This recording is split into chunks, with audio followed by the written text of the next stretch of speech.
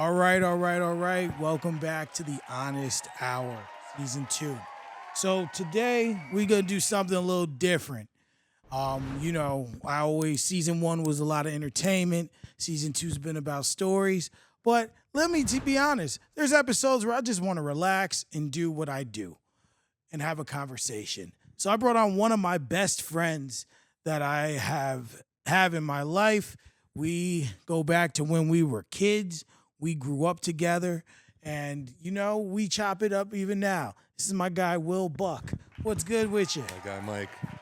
Love you, man. Love you too, bro. Congratulations on the Eagles winning the Super Bowl. I brought the hat out just for it. Actually, I've been wearing this hat every day since, basically. Listen, I ain't gonna hold you. I ain't think they was gonna do it. I told people like this, all right? And you can attest to this. I believed going into that game that the Eagles were the big. Just because you said it, let me get the Eagle chain out. Just because. I believe they were the biggest underdogs, ever. And the reason I say that isn't so much that they couldn't win, in terms of the favors, more or less of everything they had to go against. I don't care what no one says.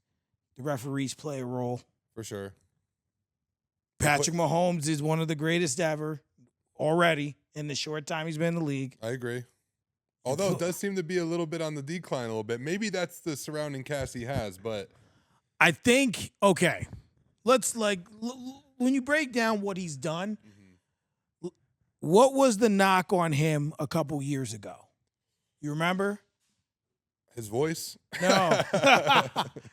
Him not taking if there was a check down, he wouldn't take it. Oh, yeah. He was always looking for the big play. The big play, yep. Well, now he's gone down to the check down.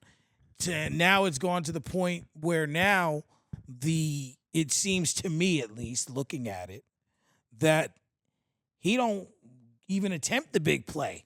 Andy Reid don't call for the big play. Yeah. So now you've taken a dimension of his game away. Now, the Chiefs had found ways to win games. They won 15 games this season. I don't include that last, or 14 games, whatever. Right, no, it was 15 because they got 17 games now. Yeah. Patrick Mahomes won 14 and lost 1.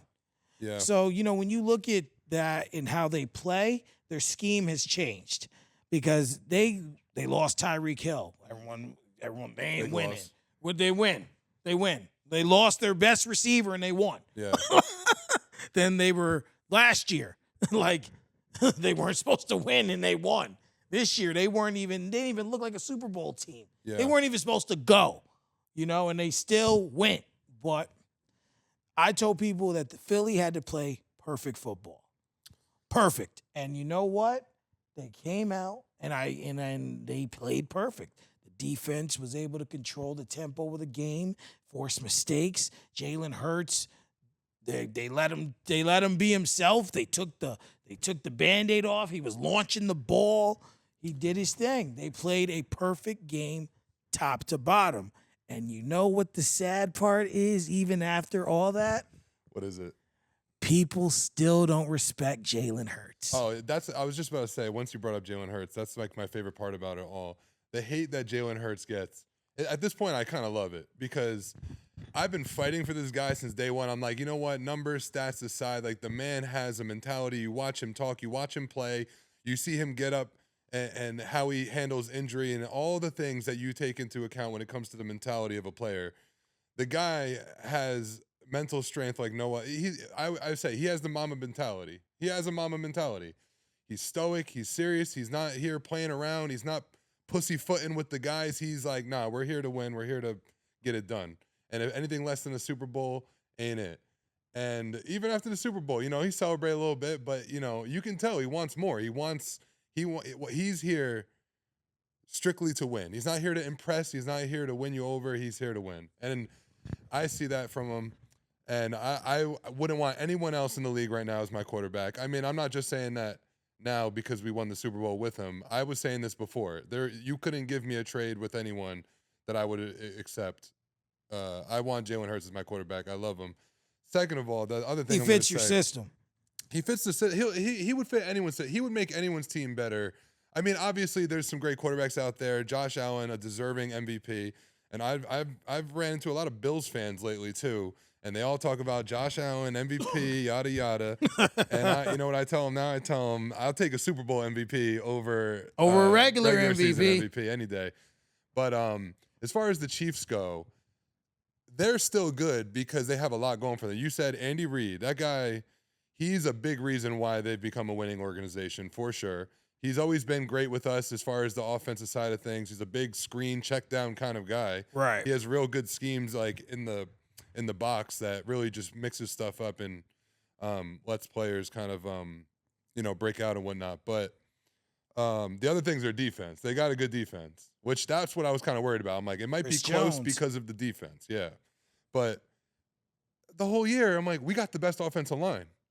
And your offensive line's average height is 6'6" and 320 pounds. Yeah, and like, okay, yeah, size for sure. And also just, I mean, like, Lane Johnson at this point, like multi-Pro Bowl guy, like arguably the best tackle in the league. And you lost Kelsey. We lost Kelsey. He retired, and it didn't really affect you. This is how great our guys are. Kelsey was in on like recruiting Cam Jurgens as the replacement center, and the guy is a fucking beast. He's filled the spot in a great way. Maybe not to Kelsey standards, but we'll take it. I mean, everyone he has around him just makes him better anyway. Absolutely. Jordan Mailata, who comes from Australia, who's a rugby guy, said he used to only watch the Super Bowl for the for the halftime show. Pretty much, and maybe the commercials. I mean, honestly, I credit a lot of our success to our organization too. Like the moves we've been able to make to get Barkley, all these draft picks, Kenyon Mitchell, Cooper DeJean, all in the same draft. This is a bit crazy. This is a bit of a hot take, but if Barkley doesn't sign, you don't win the Super Bowl. This year, you know what? I firmly, and even though he didn't play, he didn't play well in the Super Bowl. You're not wrong. You're not wrong. But I will say there's a chance we could have made it to the Super Bowl. Maybe a slight chance we could have won it. I never want to count that out. But Barkley's what put you over the top. If anything, him being there kind of like was that last spot in our whole team that was like, okay, now we're elite with the running back. We're elite with the line. The quarterback, he's elite, bro. He's elite. Well, the thing is, I think with Jalen Hurts, without that substantial running game, now he had to do a lot less. Yeah. You see what I'm saying? Because he was always hurting his finger. He was getting these injuries because he had to run as well. Yeah. He didn't have to do that this season. He didn't even really have to throw the ball. That's actually my one beef with Jalen Hurts. Statistically, this wasn't really a good season for him. His running style is kind of annoying because he's smart. He sees it. He knows how to get the yards, like almost like just enough. Like he calculates it, you can see, and he gets what he needs, and it makes sense. But I sometimes look, I'm like, he's athletic enough to do the stuff to make it more, but I can't complain too much. I mean, he's playing safe, and yeah, if he were to get hurt, there goes our season too. That's just it. But, in this present time, he signed. He went where it was right for him, and you guys definitely won the game. And it wasn't like you Penn State guy too. He's from Pennsylvania. See? So he's winning for his state. It did make sense. And I mean the poor Giants, man. Imagine being a Giants fan. Well, now from what I'm reading, Aaron Rodgers has reached out to them. To the Giants? I'm like, bro. Well, I'll tell you what, even Aaron Rodgers, all his bullshit aside, it's still an upgrade for what they got because their quarterback situation is a hot mess. Listen, as long as he ain't trying to dress in that black and yellow next season, because I will not watch. I don't think your organization, I don't think anyone there would want that. There's speculation that he would go there.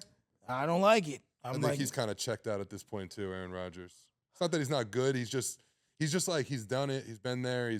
What else does he have to give? You know what I mean? I mean, here's the thing. He's not going to win I don't think he's going to win a Super Bowl again. No, because you know what it is? He doesn't need money. He's out of that tier of greatness, right? Now we're looking at stats. We're looking at, what I mean is we're looking at Mahomes. We're looking at Allen. We're looking at Burrow. We're looking at Lamar. We're looking at Jalen Hurts. Those are the guys. What's crazy is that you kind of almost named it in a perfect order where, that's kind of that's how it would go. I mean, I would personally switch it up. That order, that order is based on what general media thinks. They're gonna put Mahomes, then they're gonna put Allen. Well, then who did I say? Did I say Burrow? Then they're probably gonna put Burrow, I know, and Lamar, and then Hurts. what is it about Burrow, man? Because I know he's good, and I've seen him do some shit, and you're like, damn, he's really about it. But to put him above Jalen Hurts as like a better quarterback, I just don't understand. Think from a talent perspective, in the complete package of what you get out of a quarterback, Burrow is better. But you know what's funny? But I think Hurts is more dynamic, if that makes sense. And we do have, I mean, to be fair, we do have a way better supporting cast with the receivers and the running back and an offensive line than the Bengals have. But the other funny thing I was going to say is just to shout out my boy Rex Terrell. We were talking, you know, he's a big Eagles fan. We actually watched the Super Bowl together. But he was talking about, like, he just made a joke about Travis Kelce, just like saying, like, you don't know who he is because he's always like trying different outfits and just showing up with some weird energy all the time, which it was just a funny joke. But Burrow fits into that category. He's popping up, blonde hair, some weird outfit. It's just people looking like Macaulay Culkin. Bro, for real though. And like people like that. I'm like, God bless. You're talented. You're getting money. I see the confidence oozing off of you. So cool. You're great. But the mentality's different, bro. I watch Jalen Hurts show up each and every day. First of all, since we're on the topic of outfits and shit, my boy comes in looking fly and put together every time. And sometimes he's just there ready for work. He always got the Kangol hat, mad throwback. I feel like you can respect that. Absolutely. Just coming in looking like a 90s R&B singer sometimes. He looks like that, or he looks like he could be an elite like wrestler. For real though. Like he could be a wrestler, or he could just be like an R&B star. No, I love that guy, man. But I think that was the other thing, was that Travis Kelce wasn't Travis Kelce this season. He's also, I think, like he's on the back end of his career. He's a little banged up. You can see him getting older. And now add the stress, because it really is a real factor, the stress of dating Taylor Swift. And like, because it's the stress that comes with the feedback, the constant people that now, like, new people that know you. He is now like in this. He was a big celebrity before. Now he's like world known because of Taylor Swift, and like the criticism that comes from the negative and positive of that. Oh yeah, bro. He's someone where, you know, they talk about reading the comments and whatnot. That guy has a lot of comments coming his way to sift through. So absolutely, and I think now going into next season, you guys are definitely a favorite to win. About time. But you know what? I don't even care if we are or not, because I just, the team we have, I've been really saying it all season. I'm like, I don't see, normally in the past, I'd be like, oh, our secondary is a little weak. We can get exposed there. This season, I didn't see the hole in our game. The only thing that had me worried about them too was, not for nothing, that game against the Rams in the divisional round, y'all almost lost that game. Yeah. It was kind of like, what's going on here? Like, there was a moment where I believed, until Matt Stafford threw that pick. Yeah. There was a moment I believed that we were going to see the Rams and the Commanders in the NFC Championship. What's very funny about that game, the Rams one, is that a stat came out right before the game started, and it showed, like the night before, it showed how Matt Stafford has like the most horrendous record in snow. And the funny, because he comes from Detroit, but they play in a dome, so you know what I mean? Right, so it's kind of like... And this is the thing. I actually love Matt Stafford. I think he's a beast. And if anything, he was the only reason I was a little bit nervous, because I'm like, this motherfucker puts his heart in the line and plays his ass off every time. So when we went in, but at the same time, like, we're in Philly right away. When we're in Philly in playoff game or any time of the season, I'm always extremely confident with the home crowd effect. I mean, I say that no home crowd has more of an effect than Philly does. Or the Philly fans, we get a bad rap. Everyone talks shit. We're assholes. We're disrespectful. Everyone loves to bring up that we threw shit at Santa Claus. And it's just I don't know. We play a big part in it. I think Philly fans that don't live in Philly are better than Philly fans in Philly. Yeah. Philly fans in Philly. Well, I'll take that as a compliment because that's me. Philly fans that live in Philly are rough. Yeah. Like, you know, like I'm actually going to Philly at the end of the month. And For what? I mean, I don't know why I asked, but if it's personal. No. Me and my wife me and the wife are going to see Mary J in Atlantic City. Oh, that's fucking awesome. Yeah, so Neo and Mario are gonna be there. Hell yeah. So damn, I'm gonna have to look into tickets. So then we're gonna go. So then, like, you know, Philly's only an hour from there. Yeah. So, not even, I think. Well, when we went last time, it took us about an hour to get there. Traffic. Okay, traffic. Yeah. But so it might be less. But you know, we didn't get to do the Rocky Stairs. Well, I didn't get to do the Rocky Stairs because there's really like no parking there. Yeah, no, there's not. You know, so she's the first time I did, I parked on the side of the road. I'm like, let's just go run up to the top and down and just leave. Yeah, like that's all I want to do. Is run up there and then leave and then throw the hazards on. You know, and then maybe keep a kid back to keep. And then I love a Philly cheesesteak. Oh, and, I know, you man. know, I went to Pat's and Geno's last time, had the two iconics, but I've been looking at the best cheesesteaks, and there's this place called Angelo's Pizza. You know what? I think from this year alone, I've seen so much more new stuff. Angelo's, or the other one's D'Alessandro's, I think it's called, but Angelo's sticks out. They actually say that their pizza is A1 too.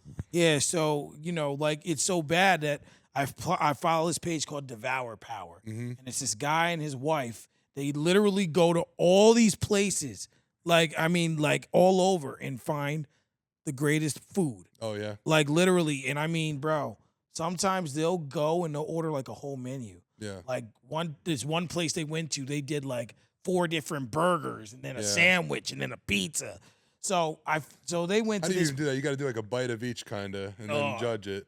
Like seriously, so. They found that's the first time I seen that place. Yeah. And I'm looking and I'm just like, it looks so good. So then another video came up and Angela's Pizza's in there. Then I looked up best cheesesteaks in Philly. Angela's Pizza was number 1.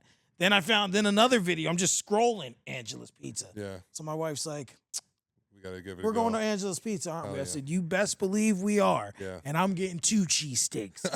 one for later. Yep, 1 for now, 1 to go. 1 for the room. You just oh yeah. So you know, we're going to Philly as well as part of that weekend. That's awesome. You I'm know, trying to think what else there is to really like. I mean, they have a really cool like bar scene, but yeah, honestly, they have a lot of great food in general, like restaurants of all kinds.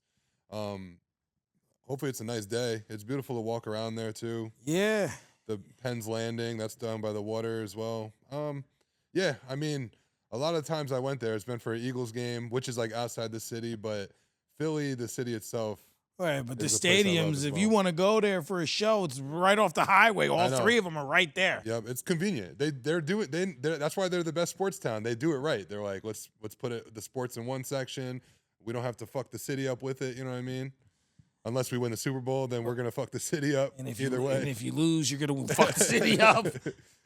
You know, well, but Philly, their basketball team's hurting though. Oh yeah, well, I don't care because I'm a Knicks fan. Oh boy. And but the Knicks are playing everything good. else. I'm New York. Like Knicks. Actually, you know what my first NBA team was? The Suns. Well, that was back in the Steve Nash era. Exactly. And Stoudemire. Yeah, like so when Stoudemire came to the Knicks, it was like a natural. Like I've been almost waiting to root for the Knicks because they were trash back then. I mean, we had fun players like Sprewell, Marbury, and you know, what's his name? Eddie Curry. He wasn't nice, but he was not. He was trash. He was just a big body. That's all. He's just a name from that team. That's all he was a big body. But now, what's his name though? Jamal Crawford. Crawford was like the greatest journeyman. I know. 6 man. Like he won like 4 6 man of the year awards. You're like, damn. You know, but I think now you look at the landscape of the Knicks now, you guys got Brunson. And when that happened, I'm like, he ain't enough. But then I'm like, oh, you're balling. Okay. Yeah. And then they went and added Still not enough, though. Even though he is, like, amazing. He's easily our best player that we keep around. They added Bridges. Towns. What's that other guy they added from Toronto? OG. OG Top. OG. Not Toppin. Oh, yeah. OG Loke. Yeah, Remember? OG. Anunoby. OG. OG Loke from San Andreas. But then you added Cat, and like, I never heard a fan base so upset over like that. They're like, he's not gonna do nothing, and then you start realizing dude's playing MVP basketball. You're like, oh yeah. You know, I think you guys are in second place in the Eastern Conference. It might be third, unless we just win and we're that close. Honestly, I'm not following like close attention at the moment. I do pop in every time they're playing here and there. Yeah, well, football's over, so I started watching. Yeah, I know, but you know, I'm a big UFC fan.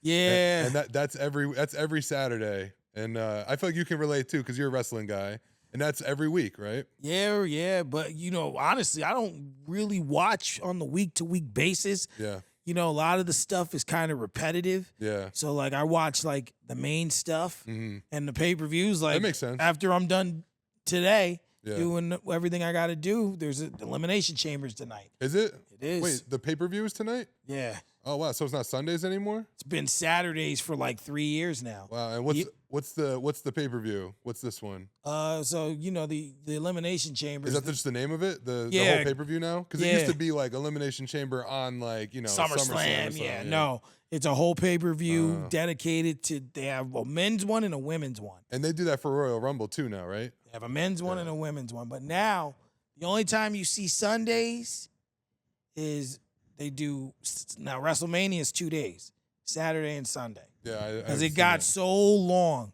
Like, I think the first time they did it was WrestleMania 36 because of COVID. Okay. They didn't want everyone in the building. So then when 37 came around, I was like, people were like, are they going to go back to 1 day? WWE decided it was better on 2 days because now you can split it up, because WrestleMania 35 was the first time the women main evented. It was long. By the time the main event started, it was like midnight. What are they on now? What WrestleMania? 41 this year. 41. So that wasn't Ronda Rousey, was it? 35 was Ronda Rousey. And she headlined it. It was her, Becky Lynch, and Charlotte. Interesting. So now they went to 2 days, but now they're getting frisky because that's 2 days this year. SummerSlam is 2 days. Oh. And now you see, and then they're talking about Royal Rumble being 2 days. Yeah. So now they're just the big ones, they're breaking them up. But it's kind of like All-Star Weekend, like each and every time. Oh God, All-Star Weekend. Jesus, what a catastrophe that was.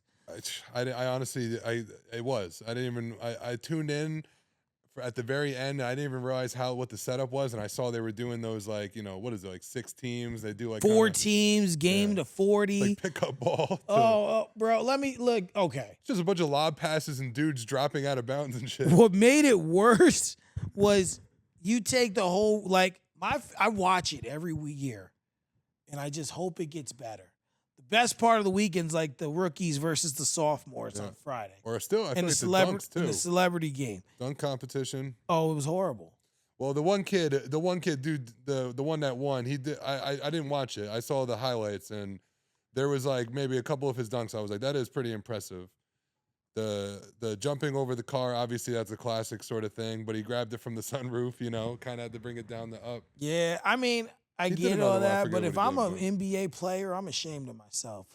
I'm letting this D-League guy just come in here. I know. 3 times. Yeah. 3 times. I guess that's his specialty, though. I think that's just all he does. we know. I feel like we know people like that, like people that just like they have this one thing where it's like, yo, they're like NBA level at that thing, and then but just like nothing, nowhere else in the game. And it's like, bro, what are you doing? Yeah. Like, why are you doing this? I was wondering when I was like not on the way here, but like the past couple of days, because we were talking about doing the podcast and stuff, and I was wondering like what direct, like all the stuff that was gonna get brought up, and immediately I can't help it because you're one of my friends from way back in the day, one of my oldest running friends. Right. We grew up like around the same neighborhood, and up the road from here. Yep, like right up the road from here. Shout out Happy Tree on 17K, Word. Newburgh, New York. But yeah, no, the growing up in our neighborhood. It's so funny. I feel like the term "ball is life" came out around the time when we were kids a little bit. Maybe it was before that. I don't know. I just feel like I was conscious of it then. And I feel like that was something that we just understood right away. We're like, ball is life for us. It was. And it is. It is for our We used to editor. travel around for it, you know? Like, people traveled to, actually, it was more like people traveled to our neighborhood to come play ball with us. Because we had so many courts, so many different, like, vibes, and it was like, oh, my God. Shout out Jamal, Jaron, Jalen, Josh, the whole crew, because their whole family. Because they made it a whole event. It was like the New York City coming out with the speaker, I told you, microphones and shit, music. I told you who edits this show, right? For me every week.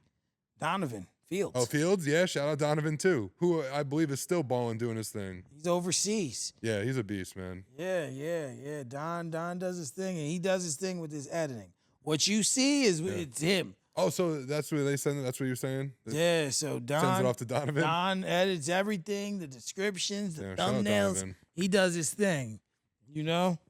Yeah. Still balling. He just posted something the other day of him balling. I don't know where he was, but Jaron and Jalen went. Yeah, man, we had so many coaches in our neighborhood too.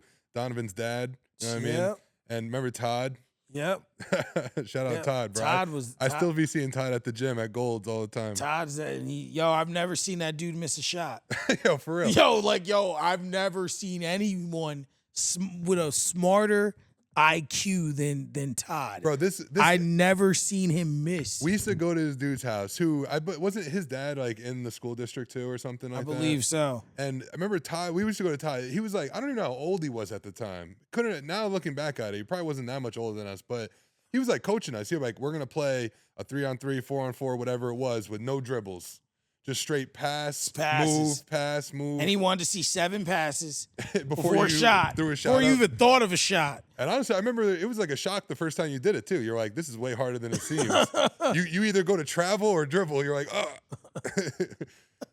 Nah, honestly, I always think back fondly about growing up in Amber Fields, because that was like I don't know. It was the best. It was the best neighborhood, bro. We had so many kids around our age group, younger and older, and we played ball, football, bro. We used to like manhunt, game out, like remember just all the memes and nostalgic pictures you see on Instagram now. Just remember being in like shout out Mikey's garage, used to be in there just playing GoldenEye on the screen. Oh man, eating Doritos. Bro, how do we do this? We played it on a TV that was like 13 inches, not even 12-inch TV.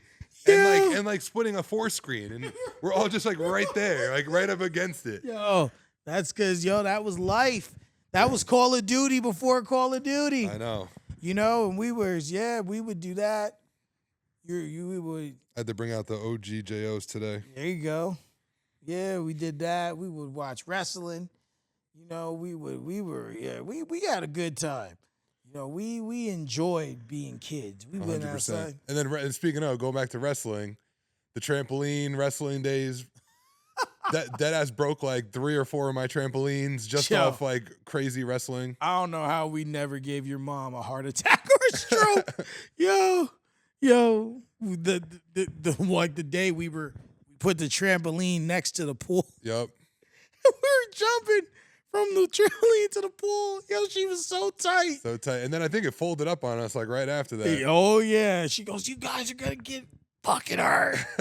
What is wrong with you? Yeah, wasn't my mom known for that? She was always like the nicest person. And then if she got mad, it was like the scariest person. Yo, it was like a complete 180. You were like, oh. Like she was always so nice and sweet. And then it's just like, oh, she big mad. She's big mad. She'll probably watch this. I'm sure she will. She asks about you all the time.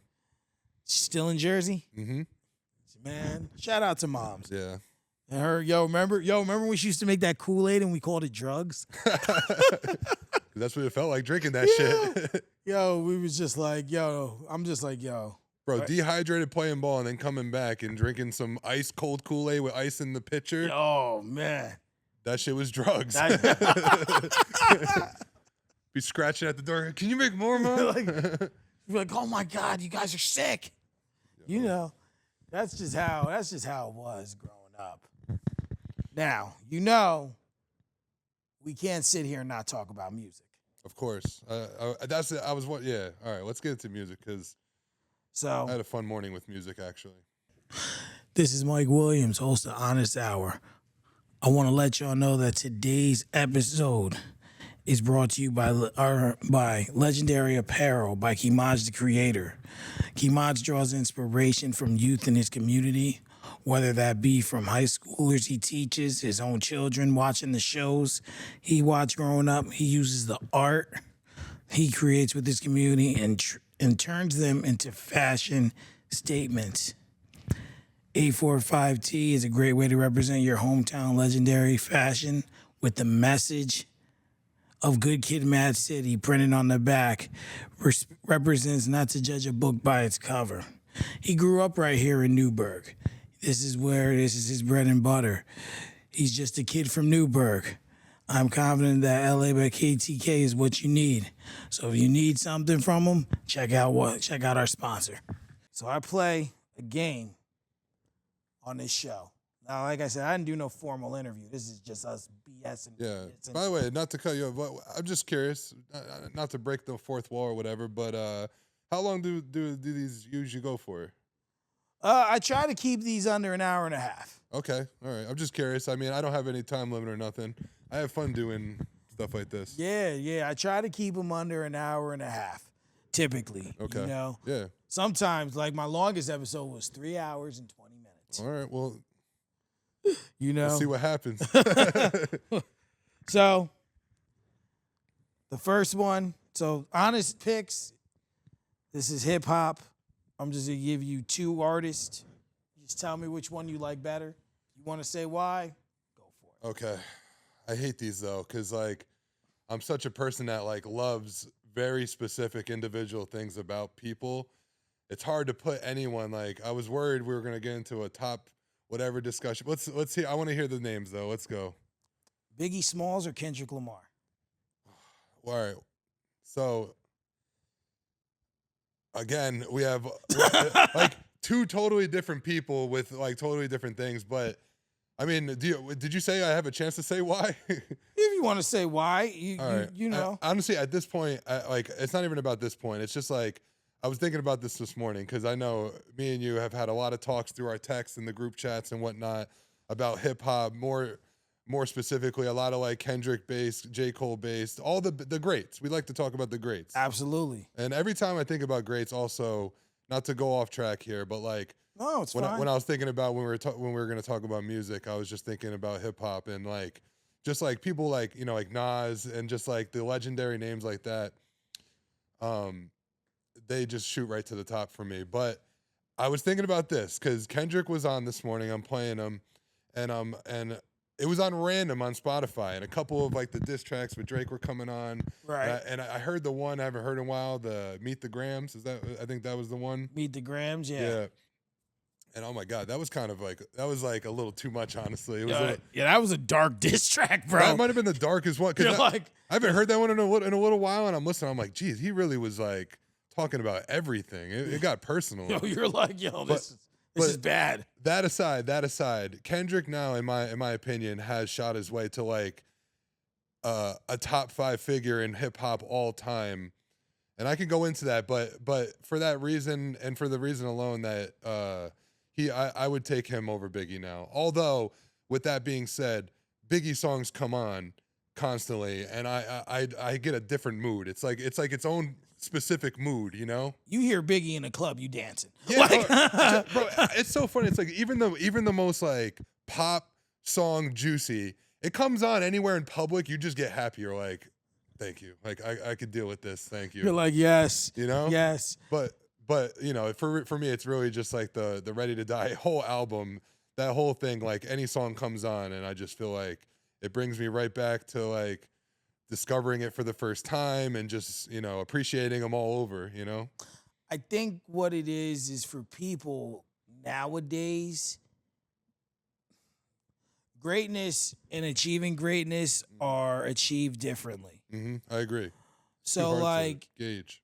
Like for me, I don't put Kendrick in the top 5. Mm-hmm. He's not there yet. Does he have the potential to get there? Sure. Yeah. There's no doubt about it. But my gripe, and people get this misconstrued. People think that I don't like Kendrick Lamar because of his music. I love the guy's music. I love his artistry. Yeah. I don't like this divine feeling that when he releases a song, the world has to fucking stop. They have to act like he's God's gift to rap. He is not. I mean, What he's doing is great. I'm not gonna say that I'm not enjoying the music. it has like honestly, but the thing is though, is that you're not wrong. Even as of late, like when something drops, it might not even be out for a full 2 minutes, and people are like saying things about the song or album. You're like, bro, you haven't even like for me, it takes albums, especially if we're talking about albums, it takes like a solid, a solid. I was about to say 3, but it's more like 5. And then not just that, you have to listen to it a couple times, Right. and then go away from it, and then hear a song come on, and you're like, oh yeah, I haven't heard it in a while. Go back and listen, and then it starts to show itself for what it is. And the thing about Kendrick also was I don't even think he really needed 5 albums to really obtain that. Because if you look at his mixtapes were always good. And he had said that when Good Kid, Mad City got released, technically they consider Section 80 an album.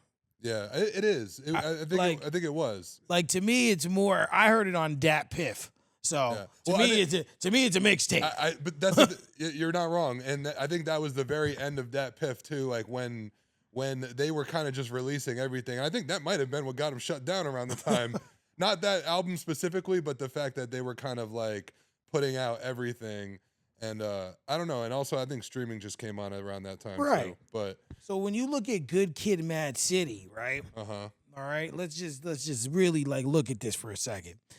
That opening track, Shireen, whatever the girl's name is, that song is kind of like dark. Yeah. Like there's some dark songs. Like you're listening to this album, right? And I'm gonna just for context, I'm gonna pull it up. The song Real on that album too is also like, it's very long and it has a real dark beat and feel to it. And even the stuff he says in it, it's just like, he speaks real shit. But at the same time, that song is also epic and very melodic and kind of makes you feel good too. It's weird. Right. Dude, the guy, I was just doing a lot of thinking about this before I came here. Cause you know what's funny? So I said it was on random. So out of nowhere, Poetic Justice came on. And I'm like, it's Kendrick and Drake. And all of a sudden I'm thinking I'm like, man, they sounded real good together. You know what I mean? And then again, to give Drake credit, Drake sounds good with everyone. He's just he's that guy. And then what I noticed about the song, it just kind of hit me. Drake is usually like the what do you call it? The chorus guy, and Kendrick had the catchy chorus on that song. And you're like, wait a minute. The hell's going on here? He kind of out Drake in the chorus sense on that song, but at the same time, I was listening to the dynamic of their voices, and Drake's he still has the voice, but you know what I mean? Like that old Drake rap voice. Right. Mixed in with Kendrick's kind of like melodic, low tone voice. It was a nice mix to hear. It blended well. And it fit the concept, because if you just really look, all right, Shireen was the first track. Yeah. He's talking about his girlfriend, what have you, right? Goes into, and it's dark. Then it goes into Bitch Don't Kill My Vibe. Kind of like an uppity, kind of lift your spirits song, right? Yeah. Backseat freestyle just really just goes in. Oh, yeah. Shows what he can do. But then he darkens it up again with the art of peer pressure. Mm-hmm. Kind of keeps a nice flow through Money Trees. Then it gets light up again with Poetic Justice. Too. But then you go to Good Kid, then Mad City. Yeah. I figure I kind of consider those for me carry through tracks, because then he's getting to the meat of the album. Swimming pools and talking about the alcohol and the drinking, but then Sing About Me, I'm Dying of Thirst. Jesus. That song right there is that song is special. But it's long, but you can just really feel he was in his element. And then Real was good. And then he made then you go to Compton and The Recipe, both featuring Dr. Dre, and then Now or Never technically is the last song on this, which is an uppity feel. Yeah. Which I don't get to hear all the time, because that's one of the last albums I had a hard copy of, actually. And I didn't have the bonus one, so I don't even think it has Recipe on it. And then I love Recipe. Yeah, and then they re-released it with 3 more really bonus tracks like "Bitch Don't Kill My Vibe" remixes on here. Another version of "Swimming Pools" and a song called "Collect Calls." I think that Kendrick Lamar, though, what's made him special is that was good. Good Kid, Mad City was good, but then "To Pimp a Butterfly," like I'm just gonna say that album was for the niggas. Like yo, like that's just how it is. Like that album when you're like yo. Let me if I can speak on this, because this is what I was gonna say before. Remember how right before I just said how sometimes with an album to really understand and get a feel and all like to really take in an album takes multiple listens to walk away and come back. I woke up on whatever morning that was, and I saw that the Kendrick Lamar album came out, "To Pimp a Butterfly," and at this point I was all in on Kendrick, and I was very excited about it. Spotify was a thing. I had Spotify. Just to speak honestly, I woke up and I was excited. It was like Christmas. I swear to you, it was crazy. It was crazy. Like I literally was like I was giddy about it. And I woke up. I smoked some weed. I laid back in bed. Shout out Happy Tree. I laid back in bed. I put Dre headphones on, like the earmuffs. And I swear, like a nerd, I like sat on my back and just listened to the album front to back. And it was like a fucking play mixed in with like a poem. And like, there was like, you could almost like see some of the songs like visually, like, and for me, what really, I have like goosebumps talking about it, because you just never forget when you feel like, when you feel that stuff. And I feel it now when I think about, or I even still hear some of the songs. It had it was funk heavy, right off from the bat, Absolutely. For free, like right off bat, or even what do you call it, the intro with Dre, everything, it was funk start to finish, and it was soulful as all hell.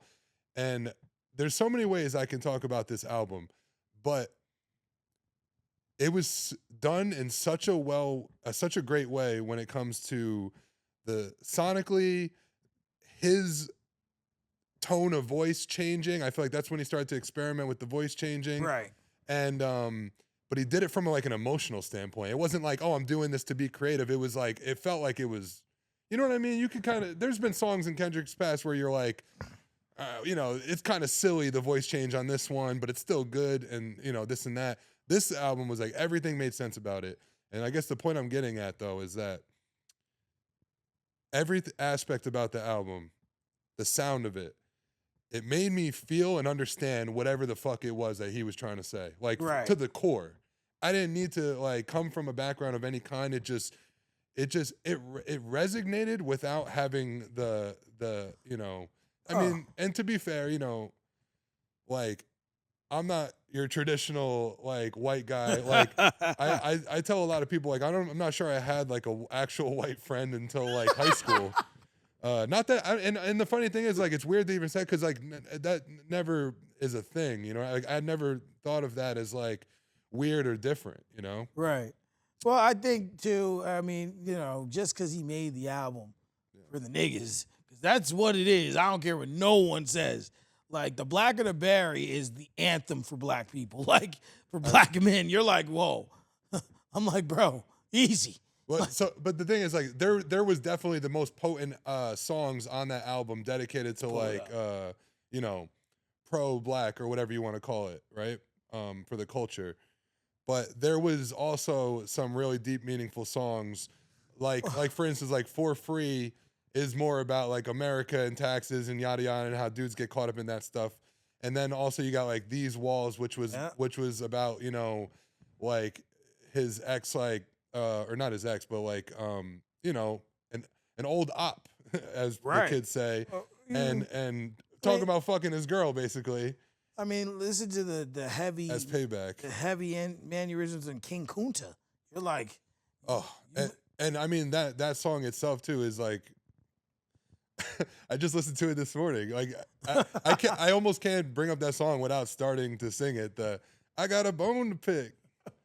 Like you're like, damn, or oh man, or how much $1 cost? I mean, he said, I don't want you monkey mouth motherfucker sitting in my throne again. then he has the background singer. He's like, I'm mad. He mad, but I ain't stressed. 2 questions. Or wait, now I'm drawing a blank on it. Hold on. True friends. 1 question. Bitch, where you when I was walking? Now I run the game, got the whole world talking. King Kunta, everybody want to get the grands off me. It's just I just love I'm mad, but I ain't stressed. You know what I mean? Because like that line specifically speaks to me because so many times in life, society or things happen and you're just like, I'm mad because I want people to like, you know, get it together and you're just like, or this ain't, or the culture is going to shit because of this and that. But at the same time, I'm not going to let it stress me and take me out of my zone. Like, but like, I don't see it as a bad thing and God bless people like Kendrick that can put it to wax and like make art and also be a big name and have influence to where he can talk about things that are making him mad and it actually maybe make its way into, you know, the culture stream and possibly produce change. You know what I mean? So it's beautiful stuff, man. And that album, all I'm saying is, and then it's a poem that keeps growing and growing, and then it ends with the Tupac conversation. You're just like, which you just posted like something recently on Instagram. Yeah, a visual. it was like a visual someone made. I'm just like watching this, like, this is cool. This is cool. So hold up. You ain't gotta lie to kick it. I mean, there's a lot of songs in that too.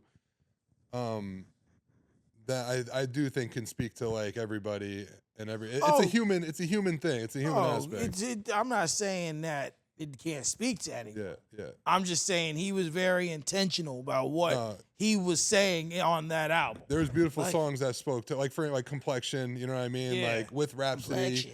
Kind of like and honestly, again, put Rhapsody on the map for me, or at least like I didn't know her before that.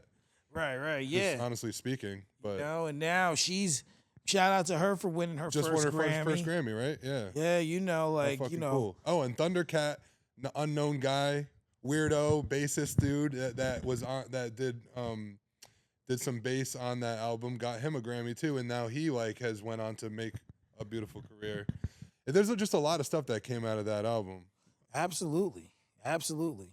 So, hold on. Let's get back to the game quick. Yeah, I was going to ask if there was any other stuff. Oh, yeah. I got plenty of them. Tupac or DMX? Man. I'll say this. Obvious, when it comes to rap, hip-hop, and when it comes to rap and hip hop specifically, I'm not gonna it's Tupac. It is Tupac. But DMX is more like what I kind of grew up with and was a big part of my life. You know? Right. I mean, DMX was more a part of my life than Tupac was. But after, you know, when you get older and then you come back and discover stuff, thanks to you. I think you were you were the Tupac guy.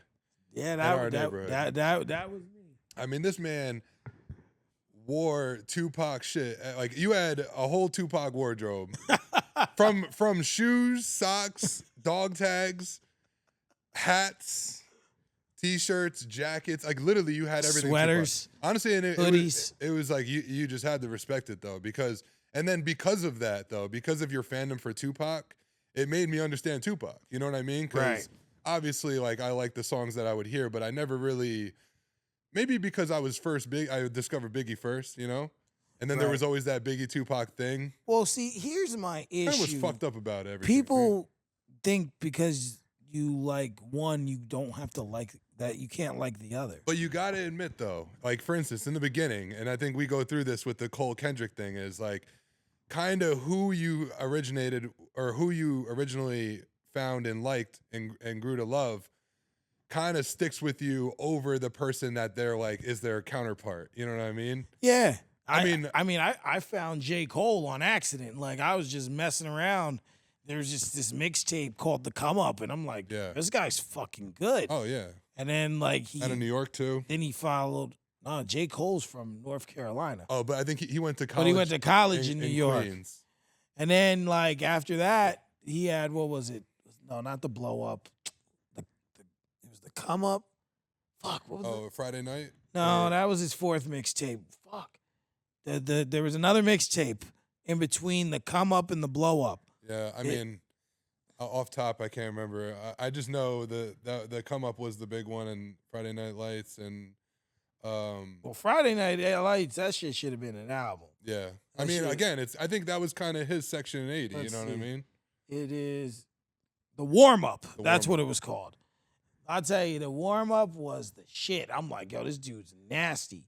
And then the blow up was kind of like, all right, I think it was just music he wanted to put out. But then Friday Night Lights, Yeah. that shit changed the perplexity for him. Like, yeah, I'm like, bro, you're like on another level. So, like, I can understand what you're saying is whoever you liked first, but it's not always true because, full disclosure, I didn't start listening to Tupac until 8th grade. I started listening to Biggie when I was 8 years old. But, There's exceptions. I just always felt, for me, Biggie didn't have enough time to make a mistake. And people say to me, oh, well, that's not his fault that he died. I'm like, is it? Not his fault? It kind of is. Why would you go to California during the East versus West war, bro? That's stupid. So, in a sense, like, it's kind of your fault. Like, Yeah. like you got to take some of the blame here for that. Like, you shouldn't have been out there. Do you ever hear any of these weird conspiracies when it comes? Because obviously he came up with like Diddy and shit, and I would never want to ever throw any sort of negativity towards Biggie because I don't care what the fuck facts are. Art is art, and honestly, I will still love every Biggie song that I already do love, no matter what. In a way, but I don't know. Sometimes you hear honestly, I don't even know what they are, the conspiracies, but you can kind of put them together. Like maybe the corruption behind the scene, maybe even playing into his death. Who knows? Listen, I'm going to tell you like this. Here's my theory on the death of Biggie Smalls in Diddy's role. Okay. It has been documented that Diddy always rode in the same car with Biggie. Yeah. If that one night, you're telling me Diddy decided to ride in another car, you don't find that strange? Yeah. There's something fishy about it.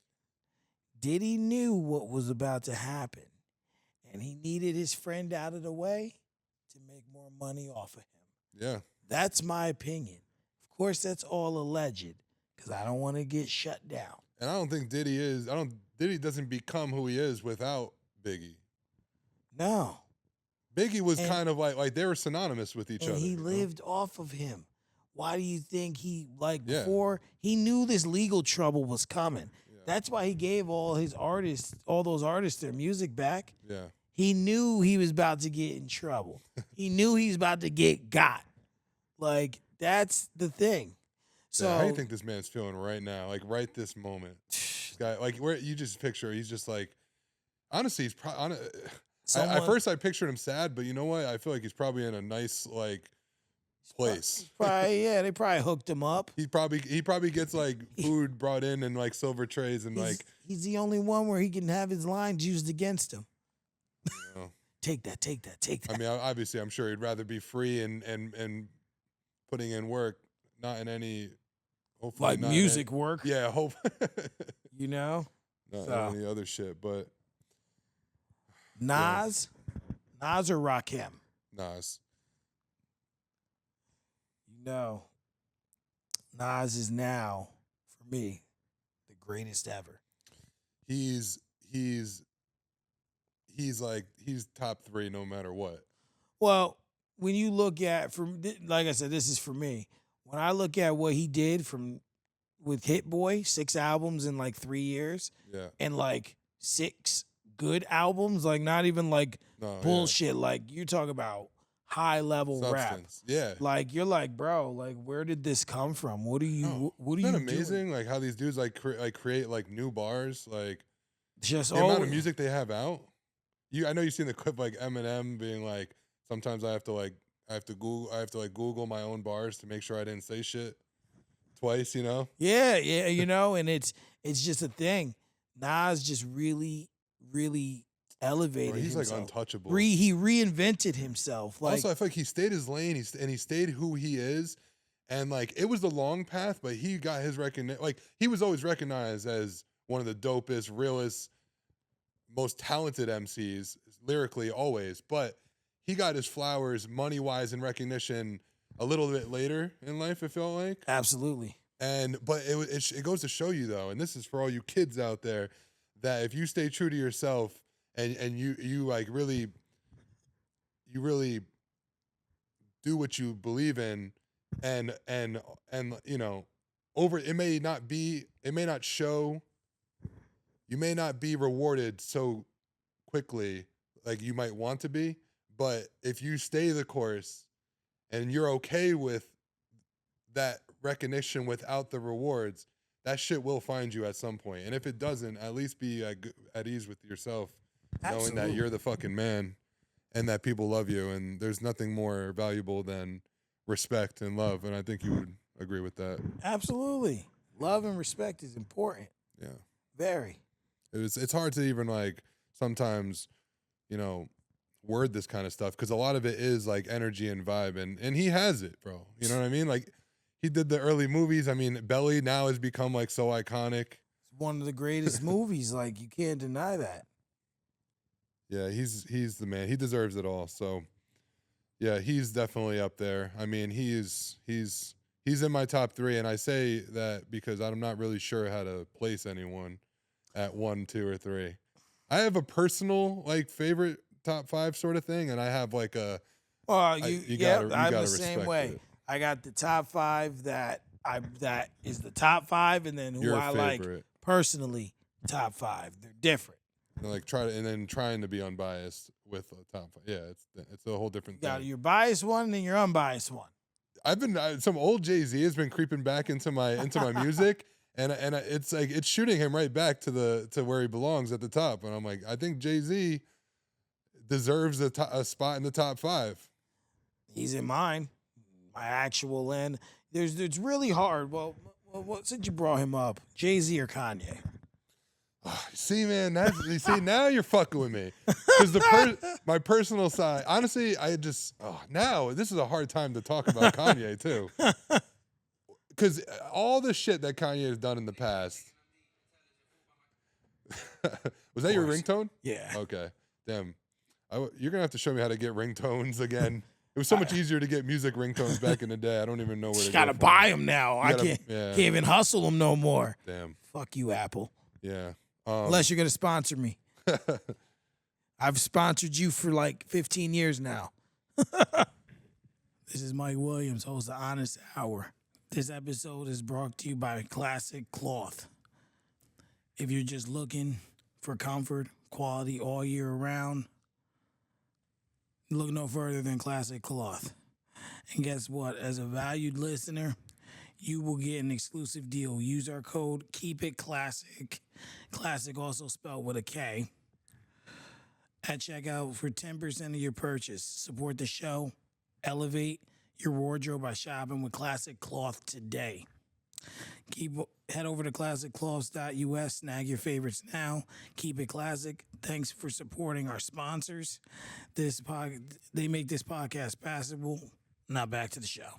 No, you should, bro. And just to go off course, now I'm just thinking about it. I was very excited to come here too, just because, like, I love the name of your podcast is cool as hell. Like the Honest Hour, it's so simple but meaningful. It's right, and what makes it great, because it can be like, oh, it's just a simple name. It's like, no, because you're one of the most honest, genuine dudes I know. So like Appreciate the Honest that. Hour being led by you it's one of those like, oh yeah, that's. How was his name not taken? But that's why, because it was taken by the right person. It was just waiting for you. It was needed. It was required. If anything, all right, nah, never mind. I'll just. If anything, I've watched some of your stuff. I'll just say it. I want to see you be more fucking crazy, because I know you outside of the studio room. And listen. You got some good stuff to say, in a sense of where, I don't know, you're just like, you may hurt some feelings sometimes, but. You are always you always like approach it with like real, honest, and like I never feel maliciousness in what you say. It's always just like, you may offend someone, but that's their fault because you're not a mean person whatsoever. I can be mean, but you know what? It takes, in order for me to be mean to someone, you got to be mean to me. Like, if you're going to give me shit, I'm just going to give it back. Yeah. And then they're not going to take it well because, like, I'm just going to just be mean about it. Yeah. I might even take a personal jab, but you sparked that by saying whatever you said to make me upset. But I feel like you'll at least, like, word it in a way that's discussional, not so much, like, directed at you as, like, a straight shot. Like, you'll say it, but be like, you know, that may be real, but here's your chance to back it up. Like, prove me wrong, almost sort of thing, you know? It's one, yeah, and it's, you know, it's one of those things where, you know, sometimes, and I think I've gotten to a point where I don't like what you have to say. I'm just not going to deal with you. Yeah, isn't that great with getting older? You can just kind of just let things go a little more. There's a certain individual. I'm not going to say the individual's name. Don't need to. Once I start speaking about said individual, you'll know who I'm talking about. You know, notoriously known for trolling people. Mm-hmm. You know, and just like recently, I tried to just make amends and kind of just let said individual back into the fold, and they're still doing the same trolling shit. Didn't take the olive branch? Yeah, you know, and it's just like, okay, click, disconnected. Like, well, you know. I tried. You tried. I was gonna say, trying is all you can do. Because this certain individual, when he's being like got the right head on his shoulders, one of the most intellectual, respectable people. But when he's trolling, he is the most degrading douchebag. Yeah. Like, I've never seen someone who's all or none. There's no gray. There's no, like, even a little bit. Yeah. You know, and that's what it comes down to. I don't have time for the games. I don't have time for the shits. Your guest before me, I just, not to break the fourth wall, but I came in, you were recording. Sorry if I'm just speaking honest, but I came in, he had a great message at the end. It had to do with, like, you know, that you're kind of, essentially, he didn't say this, but he essentially said that you're your own worst enemy and that, like, you're capable of whatever you want to do, sort of thing. And basically, but I kind of like the idea of, and it's kind of speaking of what you're saying with this person, is sometimes we're the only ones that get in our own way. And it's usually that attitude and that mentality that ruins, like, a good thing. Because like you say, you just paid him a compliment saying that when things are great, he is the most potential in the world and this and that. But, you know, sometimes the heaviness of life will wear on us and it turns you, you know, you spew negativity outward, and it's you know, unfortunate that happens sometimes. Right. So I'd be lying if I said it doesn't happen to me. You know what I mean? Like, I try to, or at the very least, like, it takes me over. Maybe I won't let it out, and that's a whole nother thing. You know, got to find those positive, healthy ways of flipping a negative mind state into a positive, and there's so many ways to do it. This is one of them, talking, discussion. And that's just it. And people have to really understand what is being put forth here and really have the wherewithal to say, okay, I can do this, I can do that. Let me put it all together. And some people don't want to show that growth, show that change, be better. They don't. Some people like to be stuck and they like to be trapped in this misery. Yeah. I wouldn't even say that it's that they like it. It's just like they understand it, they know it, and they're comfortable with it. They're not willing to get uncomfortable. So, like, you got to get comfortable with being uncomfortable. They don't like being shitty, but they like being comfortable because they're comfortable with being shitty because it's easy. Right. And it's like, so they like being comfortable. I think it wears on them at some part. It's killing them slowly on like that type of shit. But you have to, like, the evolution of people, like, you have to evolve. Like, you have to evolve with the time. Just like anything else. Basketball players, as they get older, they have to evolve their game because they can't do the same things. Music, you have to evolve the way you do your music because, you know, what worked in the 90s ain't working in 2025. So to bring it full circle, because this somehow stemmed from, you said Jay-Z or Kanye, and I think Kanye is someone. This is my honest opinion about Kanye, though, just speaking, because it has to do with exactly what you're just saying. He has been someone that is kind of like always been under fire, but always came out on the other side like clean. Like somehow upped his game and went to the next level because he survived that fire and like came out, better and improved and leveled up and there's something that speaks to that because he is a strong-minded person who does think for himself, and he has always stuck his course, and it's gotten him to a really high place. Which, in my opinion, if we're talking about karma stuff, he has gotten what he almost deserves to that level. But I'm starting to feel like now is the first time where he's doing what you just said, which is he's not letting. In the past, it's like he has been rewarded for not caving into what the media and everyone wants him to do, and it's like. He's been right every time. And now you're starting to see a slight decline, or not a decline, but it's starting to feel like he's getting in his own way now. Like, he's flipping the narrative of the whole thing with the, anti-Semitism. Right. And I see where he's come from. I don't think he's an extremely hateful person. I think he's kind of trolling. Like we're talking about this individual. I think he's trolling, and now he's making blinged out swastikas. And there's something about that where it kind of part of me, I'm a little cynic when it comes to my humor. It kind of makes me giggle to see a shiny swastika. Like what jeweler putting this out? Like what jeweler wants to make this for me? There's a part that is kind of funny of the troll, but there is an aspect where it's like, all right, bro, like you've made your point, and the joke is no longer like it's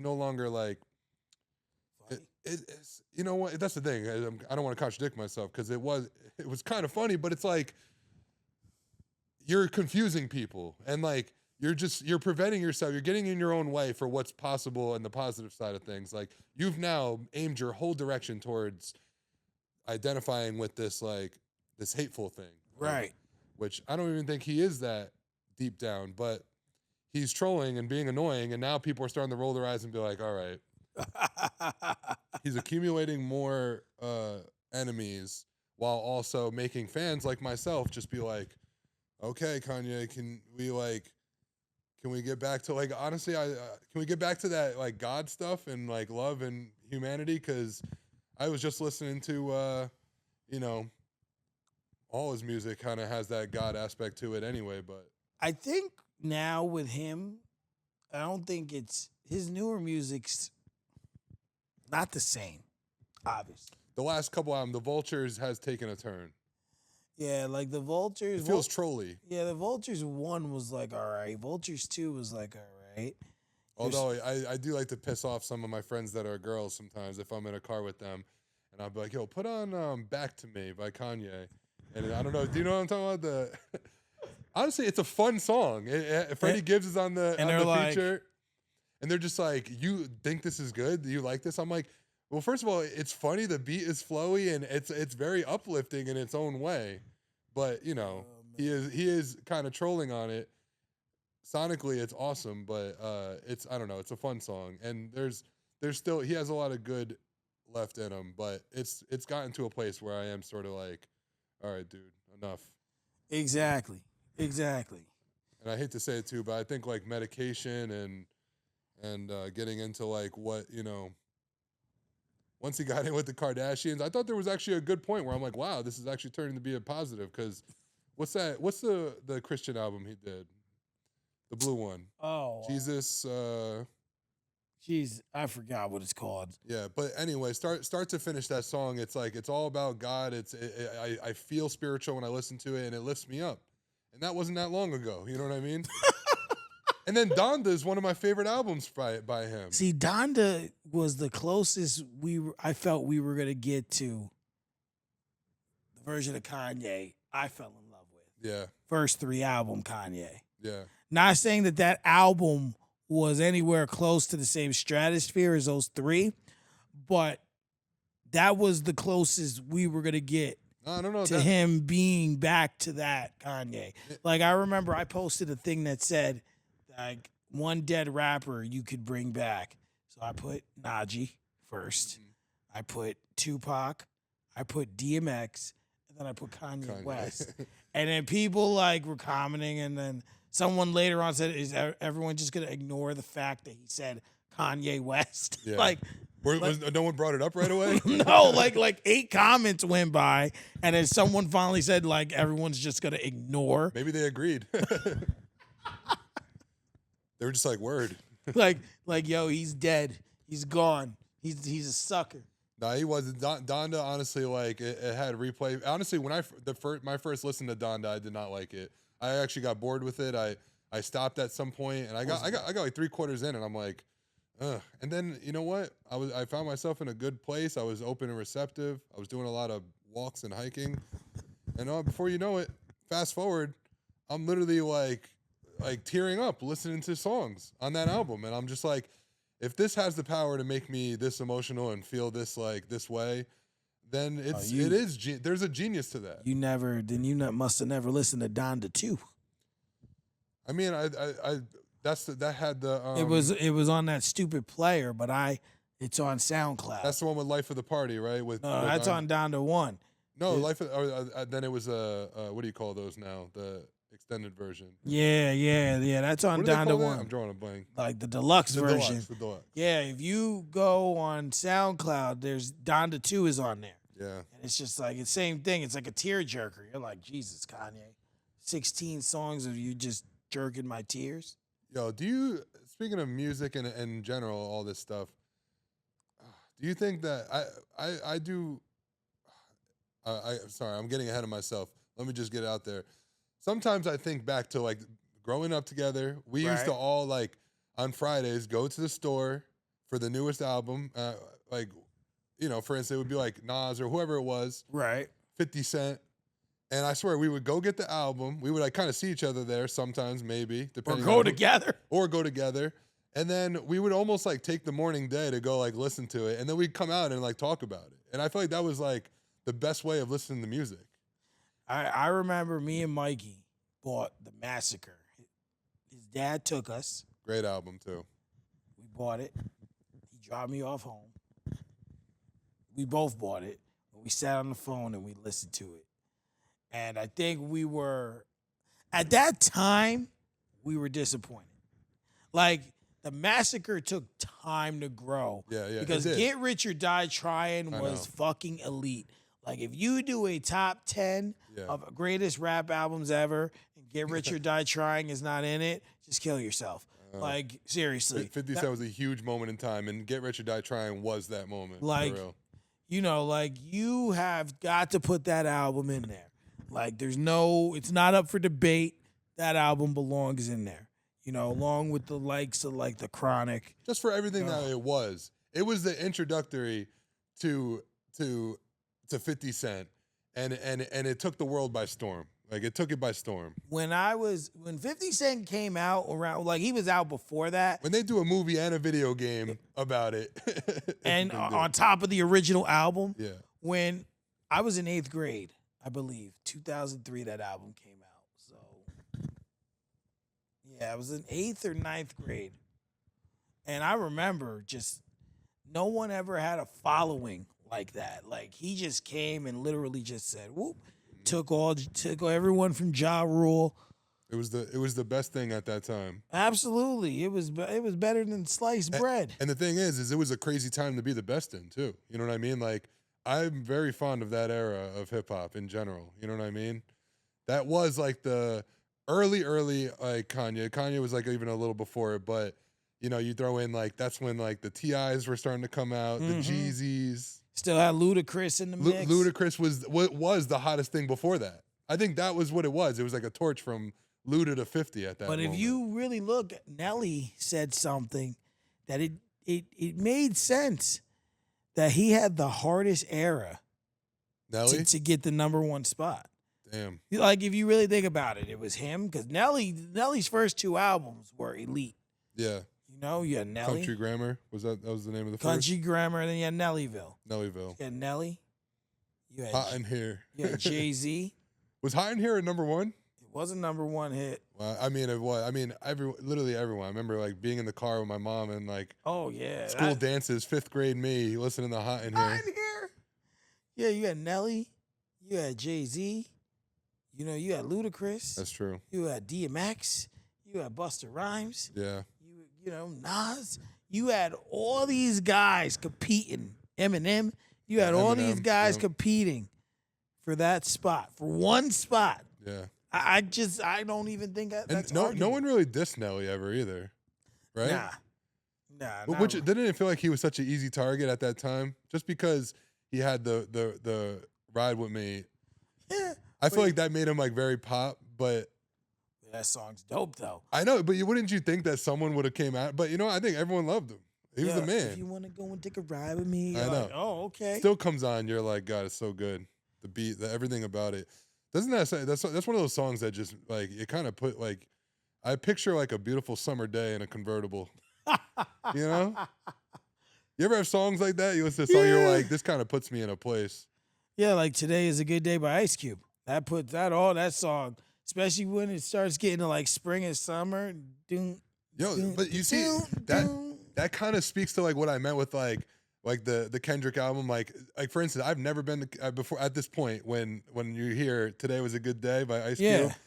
I've never been to California, but at that point when I heard that song, something made me feel like I understood California and the weather. Like I could feel the weather through the song. But that's how you know it's good music. I know. Like makes you feel.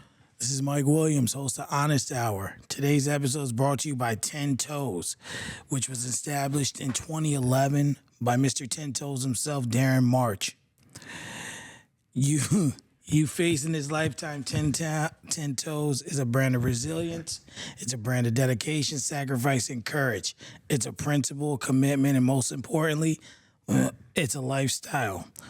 Wear this brand, your journey is a mission, and communities that are founded with integrity, perseverance, and authenticity. 10 Toes offers a variety of top quality clothing items for all seasons and reasons. The latest, hottest tees, hoodies, hats, coats, and more. Be sure to check them out, shop, and support. A Black-owned business with a cause. Be sure to use our partner code COCN to get 10% off orders of $75 or more, and always remember to stay 10 Toes. Thanks for supporting our sponsors. Back to the show. It's like when you listen to, like when I listen to Illmatic and I close my eyes and listen to what Nas is saying, I visualize what he's saying. Oh my God, when you hear Illmatic, the sound, like, I mean, he did it so right. That's a genius, man. Just hearing like trains go over a track and then hearing like a little scratchiness in the music and then just them talking in the beginning, yo, yo, yo, you know what I mean? Like, do you know where he sampled It Ain't Hard to Tell from? I don't think so. He sampled it from Michael Jackson. Michael Jackson told Nas if he didn't curse, he can use it for free. You listen, just re-listen. Da da da da da da da da. It's fucking Michael Jackson. Yeah, and he really didn't curse. Didn't curse. I was like, wait a minute. On an album that's like all about like New York, like drug dealing and growing up in the projects type shit. And the other thing that makes that album elite is it's 10 songs, and the last bar to this day will get me when he says Nas's rap should be locked in a cell. It ain't hard to tell. And I'm like, you're going to really leave us with that?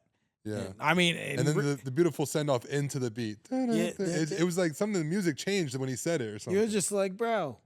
It got amplified or something. You're like, fuck you for that. And then you don't make an album for 3 years. I mean, luckily I listened to it not in real time. It was like when Illmatic was released, I think I was like 6. Yeah. But like 94, well, yeah. That's what's funny too, because I was thinking about this morning too. I knew we were gonna talk music, and I'm thinking about Nas and everything. And my first introductory to Nas was Godson, because that was my era. You know what I mean? 2002, yeah. So picture this: little young Will going to Catholic school in Cornwall. This is when I changed schools and I went to Cornwall. And I only because I was with my boy Will Bowen. Shout out Bowen. You know Will Bowen? He played ball. He was a white kid who played basketball from Cornwall. Probably. The name sounds familiar. Bro, honestly, he's just a Newburgh legend at this point. One, because he came over to like Newburgh Zion Lions and played basketball in Newburgh, and like I feel like what made him almost better, probably coming over and playing with us. I mean, he was already good from the start, had a great shot, and then he had the fucking legendary moment again in Mount Vernon. I think we were playing Mount Vernon, and I was at this game with my boy, and he hit the game winner at the very end, like epic little fucking ending sequence to the game, and it looked like we just were about to lose, and they threw a half court pass. I think it was Pooh. Shout out Pooh. Mike McLeod threw a pass over to fucking Boughton at the half court, and my boy just turned around, chucked up a legendary half court shot that just banked in, and it was like an immediate storm the court moment where we just all lost our shit. And if you go back, there's video of it. You can see a fucking stoned me in my North Face fucking jumping up and down fucking in the circle with this guy. But I only bring him up because they were the best. So like I remember leaving in their car, and they were like listening to the music with curses. And I don't know what grade would you say? You said 2002? You think that's when it came out? Nah, trust me. It was okay. I know my Nas. Yeah. That one was 2002. So right when it came out, Stillmatic was 2001. Yeah. Let's see. I'm 10 years old. I don't know what grade that puts me in. You have kids. That should be easier for you. I don't know. 10 years old. So it's what, 4th grade? Yeah, Michelle's 10. Michelle's in like 4th grade. So. All right, so that makes sense because I think that's like right when I went to that school my first year, and we leave there, and they had an old school record store on Main Street in Cornwall. I don't even remember the name. It was like Sound something. And like CDs or records. CDs, records, like it was a music store, or the old school music store. And I remember I walked in, saw that. It's a beautiful cover. It's like that royal blue with just him on the front. You know what I mean? And I mean, he's like shirtless with the cross chain, and I bought the Parental Advisors, my first like hip hop parental advisory CD.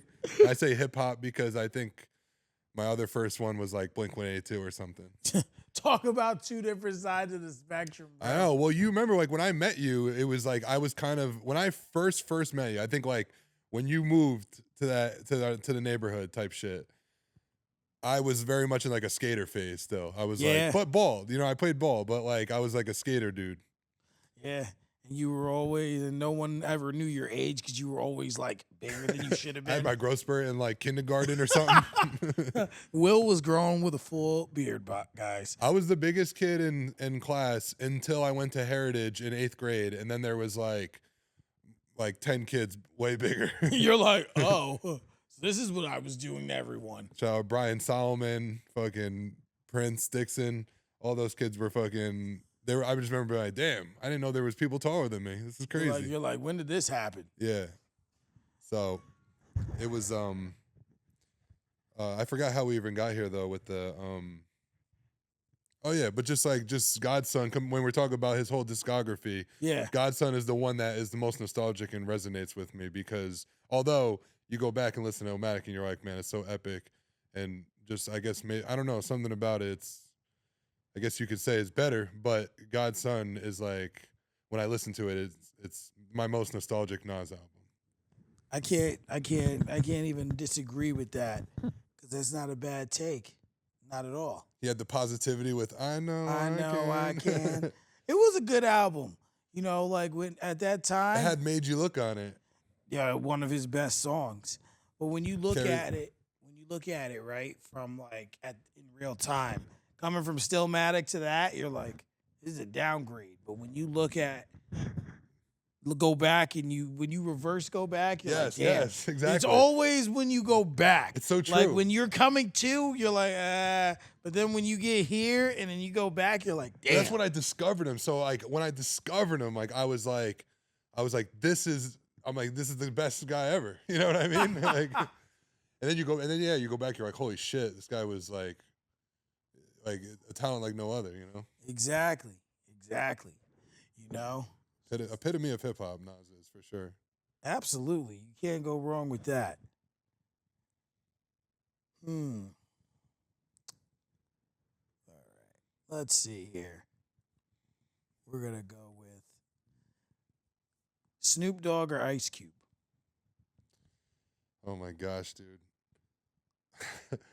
I've been having a thing about Snoop Dogg lately. He hasn't been my favorite person as of late. Well, we're not talking about what he did and who he performed for. It's not even. We're talking just music here. I know. And and if we're talking just music off bat, it is Snoop Dogg. Rhythm and Gangsta is my favorite Snoop album. Yo, we used to. Bro, that album is like, honestly, I think it's his peak Snoop. I think it's peak Snoop Dogg for sure. Doggy Style is his best album, but that is his second best. Well, because Pharrell's all over it. Yo, remember, Justin Timberlake is all over it. You remember when everyone? Nate Dogg. Remember when we did the powder? Yep. Yo, all because of that song. Yo, all because your mom was so mad. Yo, we were like, Snoop. Yo, so what are the? I know it's like one of those iconic moments. So we used to have the powder, and this is when "Drop It Like It's Hot" was out. Drop It Like It's Hot. And you know, obviously the intro. This my voice is all fucked up right now. I've been teaching a lot. I've been talking. I'm exhausted, by the way. I was a little like, I don't want to say nervous because it's you, and like I'm never nervous around you. But I was like, man, I don't know if I'm showing up my best self because I've just had like such a long week, you know. Yo, trust me, I worked 53 hours this week, so I know. So yeah, you know that. But what? Oh yeah, sorry. See, I'm getting distracted now. The Snoop taking a powder. I don't know how old were we at this point. That was 2003. That was 2004. I'm gonna guess 03 on that album, but yeah, taking the powder bottle and during the part in the intro when he go and just squeezing and going, Snoop. Yo, that powder was everywhere. To resemble weed smoke. That's pretty funny. And then your mom walked in there. Yo, she was fucking pissed. There was powder everywhere. What the fuck is wrong with you guys? I remember she was pissed another time too because you let me borrow Word of Mouth by Luda, and I was just and I had like a stereo downstairs and I was playing it, and it's hard not to listen to that album cranking it, and she came down pissed because she's like, what the fuck is he saying in this shit? I mean, bro, Luda's so legendary. That album is so funny. His visuals, his music videos, everything about it was so good. Yeah, no. It's one of those you had to be there, right? Hell yeah, like, I remember when we used to watch White Chicks. White Chicks, yeah, I heard they're making a new one. It's a bad idea. I hate remakes now of everything. Sometimes they do good, but What's a good one? They redid Coming to America, and they caught the nostalgia of it. Okay. It wasn't like I would respect your take on it because I would not expect them to. I would expect that to be a major fail. No, it wasn't how major. Good the first one was. They caught the nostalgia. Most of the original characters came back. Put it to you this way: it did what it was supposed to do. Okay, fair enough then. It did what it was supposed to do. It wasn't supposed to be a classic or over the top.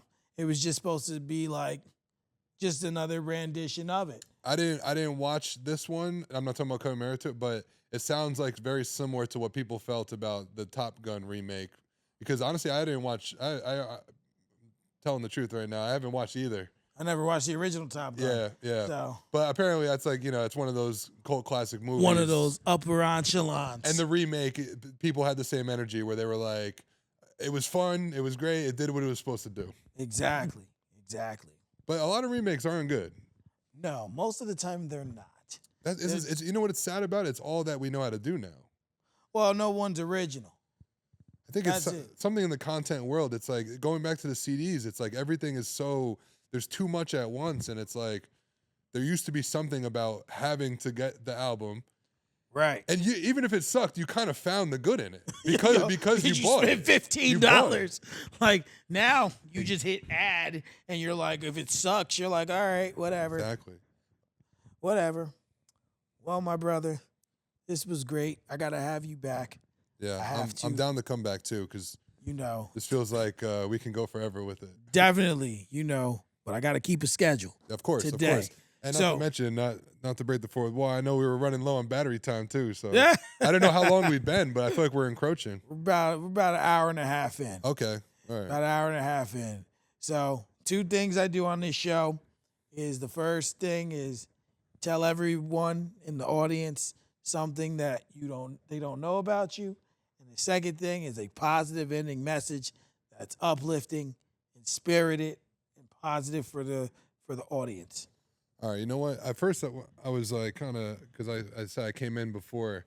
I was like, oh, damn, I wasn't ready for this. I don't know what I'm going to say. So you had some time to think about it. But not, yeah, but honestly, it just hit me right now in this moment that I could kind of tie this in right now because something people wouldn't know about me, at this point, maybe a lot of people that know me do know it now, but something that people don't know is that I'm a yoga instructor, right?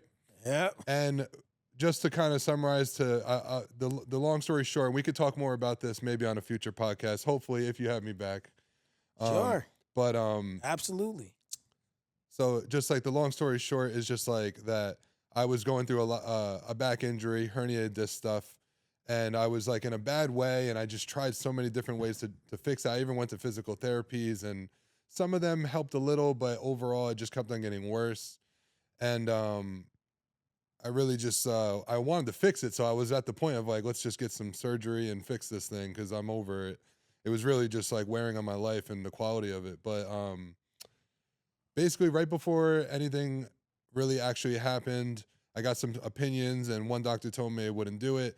So I gave yoga a try because I had heard a lot of good about it. I knew people that did it. And I was like, let me give it an honest effort before I do anything drastic. And fast forward, it ended up being what I needed and then some. And so I got my physical in a better place, which opened up like my mental ability when it came to like, you know, like I was just a more positive person because I could only be negative. When you're facing pain on a constant basis, you only approach everything with a negative. Right off bat, you're negative, you know? Because everything's like, nah, I can't do that. I'm hurt. I can't. And it's just everything was my injury. So now that was gone, and now I was starting to be positive, and like I was able to say yes to more stuff. And to sum it up, it's brought me into so many beautiful places and made beautiful relationships. I didn't even want to teach, but like it just made sense at the time, so I gave it a try. And now here I am, you know, a few years into doing it, and it's brought a lot of good into my life. Just to to say it in an easy way. So I guess what I would say, the ending positive message that I can leave the people with would be to not be closed-minded, to be open-minded to something that, even if it seems goofy or you're worried of how you'll be perceived, but it's some part of it interests you, give it a try. Because even if you don't like it, you only know by giving it a try. So be open-minded to trying something different or out of your comfort zone, because it might actually, it might lead you to something better that you could have never expected unless you tried it. That's it. Well, I appreciate you, bro. Love you, man. Love you too, bro. This is Honest Hour, season 2. I wish I got a cut. I look like a fucking scrub. Fuck you, Gordo. No, I'm just joking. I appreciate everyone tuning into this show. You know, please, I want to thank Happy Tree for letting us use their place. Yes, thank you, Happy Tree. Shout out to the COC Network for broadcasting the show, as always. And check out all our sponsors, and we'll be back next week with another episode. Peace.